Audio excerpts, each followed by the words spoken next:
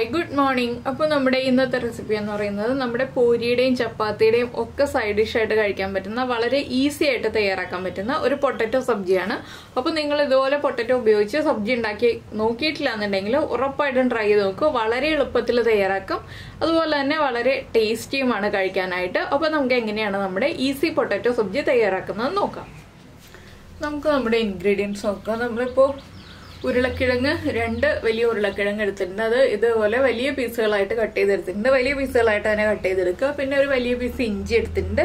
4 അല്ലി വെളുത്തുള്ളി എടുത്തിട്ടുണ്ട്. പിന്നെ എൻ്റെ കയ്യിലുള്ള പച്ചമുളക്, എരിവുള്ള പച്ചമുളക് ആയതുകൊണ്ട് ഞാൻ 2 ചെറിയ പച്ചമുളക് എടുത്തിട്ടുണ്ട്. നിങ്ങളുടെ കയ്യിലുള്ള പച്ചമുളകിന് എരിവ് കുറവാണെങ്കിൽ 3 എണ്ണം വരെ എടുക്കാം. പിന്നെ 2 മീഡിയം വലിപ്പമുള്ള തക്കാളി എടുത്തിട്ടുണ്ട്. കുറച്ച് മല്ലിയില എടുത്തിട്ടുണ്ട്.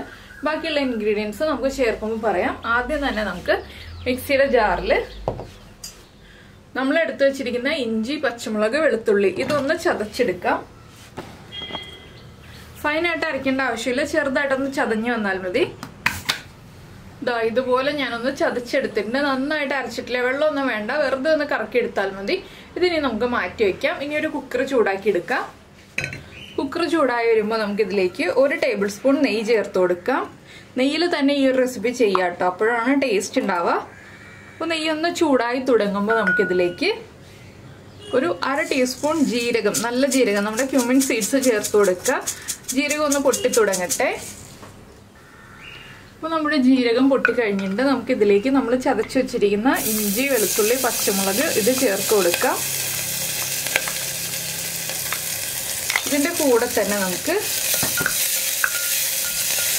നമ്മൾ നീളത്തിൽ കട്ട് ചെയ്ത് വെച്ചിരിക്കുന്ന തക്കാളിയും കൂടി ചേർക്കാം. തക്കാളിയും ചേർത്ത് നന്നായിട്ടൊന്ന് ഇളക്കി കൊടുത്തതിന് ശേഷം നമ്മുടെ പൊടികൾ ചേർത്ത് കൊടുക്കാം. പൊടികൾ ചേർക്കുമ്പോൾ ഫ്ലെയിം കുറച്ച് വയ്ക്കുക. 1/4 ടീസ്പൂൺ മഞ്ഞൾപ്പൊടി, 1 ടീസ്പൂൺ മല്ലിപ്പൊടി, 1 table spoon Kashmiri chilli powder. നമ്മൾ പച്ചമുളക് എരിവിന് ചേർത്തിട്ടുണ്ട്. എരിവുള്ള മുളക് പൊടിയാണെങ്കിൽ 3/4 ടീസ്പൂൺ മതി. കാശ്മീരി ചില്ലി പൗഡർ ആണെങ്കിൽ 1 ടേബിൾ സ്പൂൺ ചേർക്കുക. ഇനി ഇതെല്ലാം ചേർത്ത് നന്നായിട്ടൊന്ന് ഇളക്കി ഈ പൊടികളുടെ റോ സ്മെല്ലൊന്ന് മാറി വരുന്നത് വരെ ഇളക്കി കൊടുക്കുക.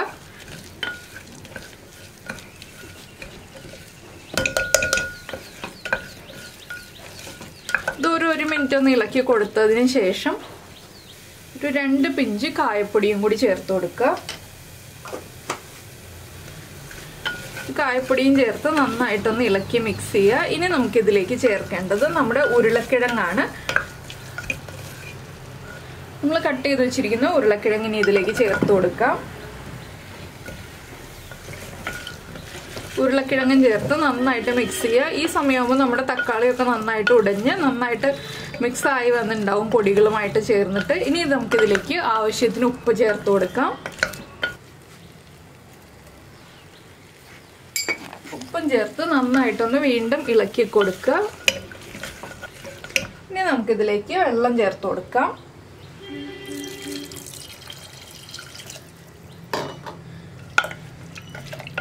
ഒരു 3 വിസിൽ വരുന്നത് വരെ നമുക്ക് വേവിച്ചെടുക്കണം. അപ്പോൾ ഞാനൊരു 1.25 കപ്പ് വെള്ളം ചേർക്കുന്നുണ്ട്. ഇപ്പോൾ 1 കപ്പ് വെള്ളം ചേർത്തിട്ടുണ്ട്. ഇനി ഇതൊന്ന് നന്നായിട്ട് ഇളക്കി മിക്സ് ചെയ്തതിന് ശേഷം 1/4 കപ്പും കൂടി വെള്ളം ചേർത്ത് കൊടുക്കുക.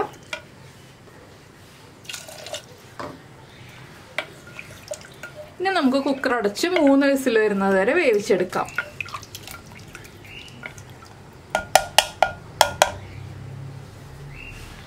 അപ്പോൾ നമ്മുടെ കുക്കറിൻ്റെ പ്രഷർ കംപ്ലീറ്റ് പോയിട്ടുണ്ട്. നമുക്ക് തുറക്കാം.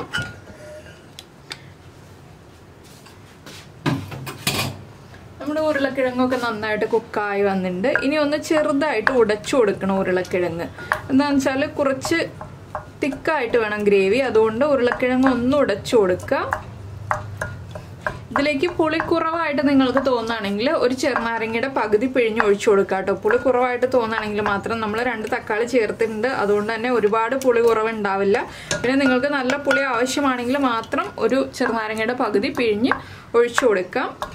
ഇതിലേക്ക് ഇനി കുറച്ച് മല്ലിയിലയും കൂടി ചേർത്തിട്ട് നമുക്ക് സെർവ് ചെയ്യാവുന്നതേ ഉള്ളൂ. ഇത്രയേ ഉള്ളൂ നമ്മുടെ പൊട്ടറ്റോ സബ്ജിയുടെ പരിപാടി. അപ്പോൾ വളരെ ഈസി ആയിട്ട് വളരെ ടേസ്റ്റി ആയിട്ട് ഉണ്ടാക്കാൻ പറ്റുന്ന റെസിപ്പിയാണ്. നിങ്ങളെല്ലാവരും ട്രൈ ചെയ്ത് നോക്കുക.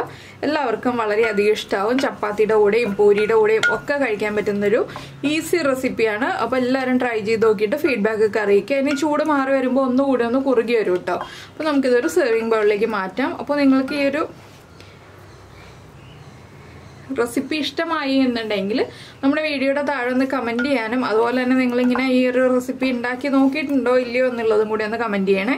പിന്നെ നിങ്ങൾക്ക് ഈ റെസിപ്പി ഇഷ്ടമായിട്ടുണ്ടെങ്കിൽ ഒന്ന് ലൈക്ക് ചെയ്യാൻ മറന്നു പോകരുത്. നമ്മുടെ ചാനൽ ആദ്യമായിട്ട് കാണുകയാണെങ്കിൽ നമ്മുടെ വീഡിയോ പ്രസന്റ് ചെയ്യുന്ന രീതിയൊക്കെ ഇഷ്ടമായി എന്നുണ്ടെങ്കിൽ നമ്മുടെ ചാനൽ ഒന്ന് സബ്സ്ക്രൈബ് ചെയ്ത് സപ്പോർട്ട് ചെയ്യണേ. സബ്സ്ക്രൈബ് ചെയ്യുന്നതിന് ഈ വീഡിയോയുടെ താഴെയുള്ള റെഡ് സബ്സ്ക്രൈബ് ബട്ടൺ ഒന്ന് ക്ലിക്ക് ചെയ്യുക. ആൻഡ് റൈറ്റ് സൈഡിലുള്ള ബെല്ലൈക്കണും ക്ലിക്ക് ചെയ്യുക. അപ്പോൾ ഓൾ എന്ന് പറഞ്ഞിട്ടൊരു ഓപ്ഷൻ കാണാം. ആ ഓളും കൂടി പ്രസ് ചെയ്തിട്ടുണ്ടെങ്കിൽ ഞാൻ എപ്പോഴും വീഡിയോ അപ്ലോഡ് ചെയ്യുമ്പോൾ നിങ്ങൾക്ക് നോട്ടിഫിക്കേഷൻ വരും.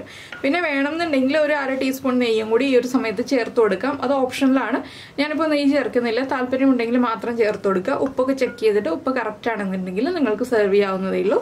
അപ്പോൾ ഇത്രയേ ഉള്ളൂ നമ്മുടെ ഇന്നത്തെ വീഡിയോ. നമുക്ക് നമ്മുടെ അടുത്ത റെസിപ്പിയുമായിട്ട് നാളെ കാണാം.